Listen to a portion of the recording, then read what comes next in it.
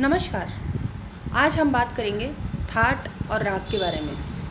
That और राग में जो विभिन्न कहिए कि एक भिन्नता है वो ये है कि थाट से राग उत्पन्न होते हैं, राग से थाट नहीं बनते, थाट से राग उत्पन्न होते हैं। सप्तक के जो 12 स्वर हैं उनमें से क्रमानुसार 7 जो मुख्य स्वर हैं उसके एक स्वर समुदाय को थाट कह सकते हैं, लेकिन वो क्रमानुसार होना आवश्यक है।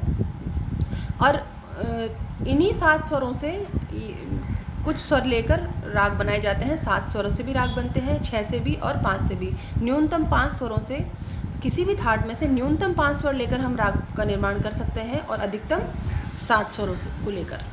थाट को ही मेल भी कहा जाता है। संस्कृत भाषा में, संस्कृत ग्रंथों में इसका मेल शब्द भी प्रयोग किया जाता है।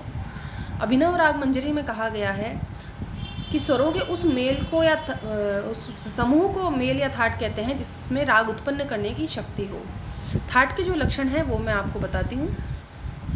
देखिए, प्रत्येक थाट में अधिक से अधिक और कम से कम 7 स्वरों का प्रयोग होना अति आवश्यक है। जैसा कि मैंने आपको बताया कि राग में कम से कम 5 स्वर हो सकते हैं, लेकिन थाट में 7 स्वर से कम और 7 स्वर से अधिक स्वर नहीं उपयुक्त माने जाते। 7 स्वर वाला ही थाट होता है, उससे अधिक स्वरों वाला थाट नहीं हो सकता। थाट संपूर्ण होने के साथ साथ उसके स्वर स्वाभाविक क्रम से होने चाहिए।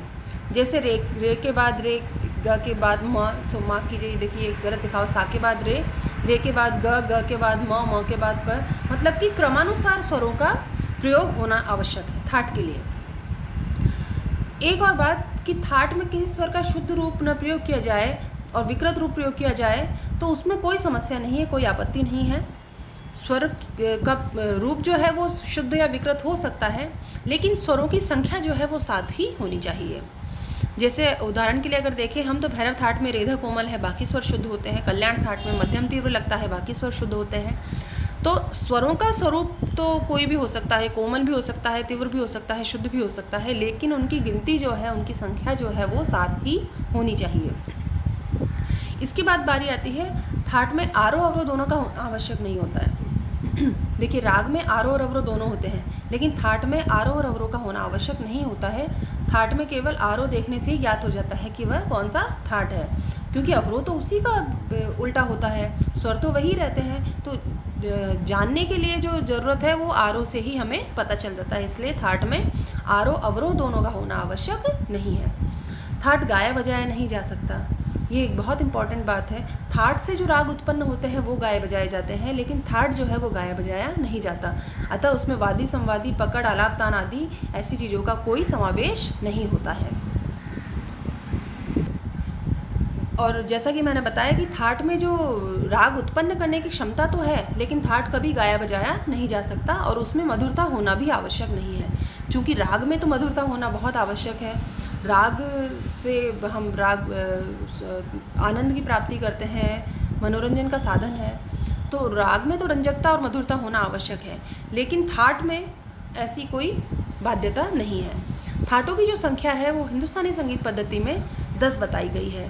पंडित भातखंडे ने थाट पद्धति को प्रचार में लाया, ये उनकी कल्पना थी, और उन्होंने 10 थाटों को मुख्य रूप से 10 थाटों को हिंदुस्तानी संगीत पद्धति के लगभग सभी रागों को वर्गीकृत करने के लिए प्रयुक्त किया।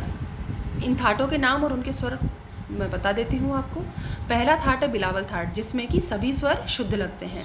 इसके बाद बारी आती है कल्याण की। कल्याण जो कि मध्यम तीव्र होता है उसमें, और अन्य स्वर शुद्ध होते हैं। खमाज में निषाद कोमल है और अन्य स्वर शुद्ध हैं। आसावरी जो कि गधनी कोमल के साथ और अन्य स्वर शुद्धों के साथ में बनता है। काफ़ी में गंधार और निषाद कोमल है और शेष स्वर शुद्ध लगते हैं। भैरवी में रेगा धनी कोमल और बाकी स्वर शुद्ध होते हैं। भैरव में रेधा कोमल और बाकी सब शुद्ध स्वर होते हैं। मारवा में रे कोमल होता है और म तीव्र होता है और अन्य स्वर शुद्ध होते हैं। इसी प्रकार पूर्वी में रे और ध कोमल होता है, मध्यम तीव्र होता है और अन्य स्वर शुद्ध होते हैं। और तोड़ी जो राग है, तोड़ी जो थाट है उसमें रेगा ध कोमल, मध्यम तीव्र और शेष स्वर शुद्ध लगते हैं। इन थाटों को सरलता से याद करने के लिए इस प्रकार से भातखंडे जी ने दोहे भी बनाए हैं। आपको PDF जब प्रोवाइड करवाया जाएगा तो आप इस प्रकार भी इन्हें याद कर सकते हैं। इसके बाद बारी आती है राग की। देखिए, जैसा कि मैंने आपको बताया कि राग में कम से कम 5 और अधिक से अधिक 7 स्वरों का प्रयोग किया जा सकता है, और वो रचना सुनने में अच्छी लगनी चाहिए, मधुर होनी चाहिए, तभी वो राग की संज्ञा प्राप्त कर पाती है।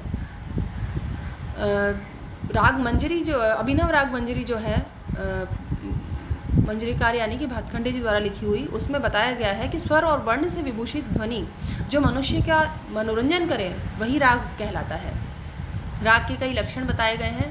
देखिए, प्राचीन समय में भी राग के 10 लक्षण माने गए थे, जैसे ग्रह, अंश, न्यास, अपन्यास, षाढ़त्व, औढ़त्व, अल्पत्व, बहुत्व, मंद्र, अवतार। इनमें से कुछ लक्षण आज भी परिवर्तित रूप में प्रयोग किए जा रहे हैं। आधुनिक समय में जो रागों के लक्षण हैं उनके बारे में हम चर्चा करते हैं। एक तो सबसे पहला जो लक्षण है वो ये कि राग जो है वो कर्णप्रिय होना चाहिए, मधुर होना चाहिए, सुनने वाले को पसंद आना चाहिए, उसको उससे आनंद प्राप्त होना चाहिए। दूसरा, राग में कम से कम 5 और अधिक से अधिक 7 स्वर होने चाहिए। तीसरा, राग किसी न किसी थाट से उत्पन्न होना चाहिए।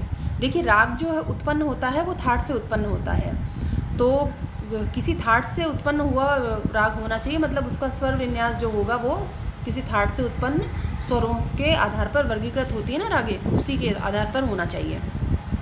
जैसे भूपाली को कल्याण थाट से उत्पन्न माना गया है और बागेश्वरी को काफी थाट से। किसी राग में षडज और षडज मतलब कि सा, जो सा स्वर जो है वो कभी वर्जित नहीं होना चाहिए। ये नियम है, लक्षण है राग का कि किसी भी राग में सा कभी वर्जित नहीं हो सकता। सा जो है वो आधार स्वर है, भारतीय संगीत का आधार स्वर जो है वो सा है, तो वो सा किसी भी राग में वर्जित नहीं हो सकता। इसके बाद बारी आती है, प्रत्येक राग में म और प में से कम एक स्वर अवश्य होना चाहिए। देखिए, किसी भी राग में मध्यम और पंचम एक साथ वर्जित नहीं होंगे, दोनों में से कोई भी एक स्वर अवश्य राग में उपस्थित होता है। मध्यम का स्वरूप शुद्ध या तीव्र हो सकता है, किंतु मध्यम या पंचम में से कोई एक स्वर राग में प्रयुक्त होना अति आवश्यक है। इसके बाद बात करते हैं राग में आरोह और अवरोध, आवादी, संवादी, पकड़ और राग का समय आदि, इन सब का होना आवश्यक है।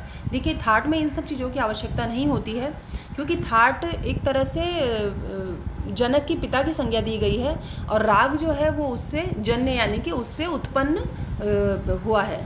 तो राग में आरोह अवरोह होना आवश्यक है, वादी संवादी का होना आवश्यक है, उसका स्वरूप पकड़ होनी चाहिए, समय निर्धारण उसका होना चाहिए। ये सब चीज़ें राग के लिए आवश्यक बताई गई है। इसके बाद राग में किसी स्वर के दोनों रूप एक साथ एक के बाद एक प्रयुक्त नहीं किए जाने चाहिए, पर कुछ एक रागें ऐसी हैं जिनमें इस नियम का उल्लंघन होता है। देखिए, नियम रंजकता के हिसाब से बनाए गए माफ़ कीजिएगा, लेकिन रंजकता के लिए ही अगर इन नियमों में शिथिलता कहीं बढ़ती जाती है तो वो शास्त्र सम्मत हो जाती है, लोगों के द्वारा, विद्वानों के द्वारा उसको एक्सेप्ट किया जाता है। इसके बाद बात आती है आश्रय राग की। आश्रय राग जो है, देखिए अभी हमने बात की थाट की और राग की, तो आश्रय राग वो है जिस थाट से उत्पन्न राग का नाम भी उसी थाट के नाम पर होता है, और उसमें वो सभी स्वरों का प्रयोग होता है जो उस थाट में प्रयुक्त होते हैं। जैसे कल्याण थाट से उत्पन्न राग है, अगर देखें हम तो भूपाली भी कल्याण थाट से उत्पन्न है, लेकिन भूपाली जो है वो कल्याण थाट से उत्पन्न हुआ है, और थाट रचना के बहुत दिनों पूर्व से राग रागिनी पद्धति भी पहले से प्रचलित थी। ये जो एक धारणा है, उस समय कुछ रागों को और कुछ अन्य रागों को राग और रागिनी अलग अलग संज्ञा दी गई थी। इसमें देखिए, थाट राग वर्गीकरण जो है उसमें रागों का वर्गीकरण जैसा भी हमने चर्चा की है, तो आश्रय राग वो थाट होता है जिससे आश्रय राग, माफ़ कीजिए, आश्रय थाट नहीं, उस थाट से उस राग का नाम सिमिलर होता है, मतलब जिस थाट से वो राग उत्पन्न हुआ है उसी थाट के नाम पर उस राग का नाम होता है। जैसा कि मैंने अभी आपको बताया, जैसे कल्याण थाट हुआ या काफ़ी थाट हुआ, तो काफ़ी थाट से उत्पन्न जो काफ़ी राग है वो उसका आश्रय राग है। इसी प्रकार काफ़ी के जैसे ही जो 10 थाटों के नाम हैं, उन 10 थाटों के आश्रय राग जो हैं 10 रागों के नाम भी हैं। जैसे काफ़ी भी एक राग का नाम है, कल्याण नाम है, इसके अलावा पूर्वी हुआ, खमाज हुआ, आसावरी भैरवी, ये सभी थाट भी हैं और राग भी हैं। तो इन 10 थाटों के नाम पर जो 10 रागें बनी गई हैं, उन रागों को आश्रय राग कहा जाता है। उस थाट का आश्रय राग है उसी सिमिलर नाम वाला राग। बहुत सिंपल सा कॉन्सेप्ट है, इसमें कोई बहुत समझने वाली कोई बात नहीं है कि जिस थाट से उत्पन्न राग का नाम भी उसी थाट के नाम पर रखा जाता है और उसमें वो सभी स्वरों का प्रयोग होता है, वो उस थाट का आश्रय राग कहलाता है। तो आज के लिए इतना ही। धन्यवाद।